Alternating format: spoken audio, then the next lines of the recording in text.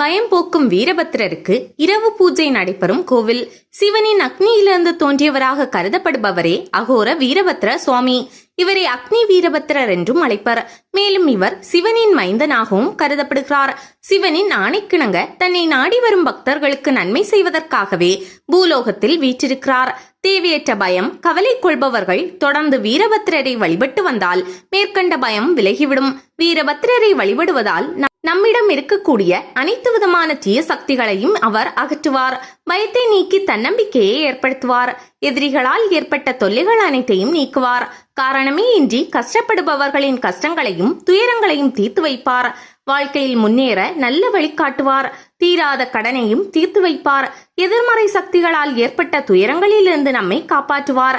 அவரை வணங்கினால் எந்த விதமான எதிர்மறை சக்திகளும் நம்மை அண்டாது என்பதே உண்மை. வீரபத்திரரை ஞாயிற்றுக்கிழமைகளிலும் செவ்வாய்க்கிழமைகளிலும் வழிபடலாம். மேலும் பௌர்ணமி தினத்தில் வழிபடுவது மிகவும் சிறப்புக்குரியது. இவருக்கு மிகவும் பிடித்த நிறமாக கருதப்படுவது தூய்மையான வெள்ளை நிறம். திருவெண்காடு வேதாரண்யேஸ்வரர் கோயிலை ஆதி சிதம்பரம் என்று அழைப்பார்கள். இக்கோவிலில்தான் சிவபெருமான் முதல் நடனமாடியதாக கருதப்படுவதால் இதை ஆதி சிதம்பரம் என்று அழைப்பார்கள். இக்கோயிலில் ஞாயிற்றுக்கிழமை இரவுகளில் அகோரமூர்த்தியை, அதாவது வீரபத்திரர் வழிபடுவது முக்கியத்துவம் வாய்ந்ததாகும். வேறு எந்த சிவன் கோயிலிலும் இரவு நேரத்தில் வீரபத்திரருக்கு சிறப்பு பூஜைகள் நடைபெறுவது கிடையாது.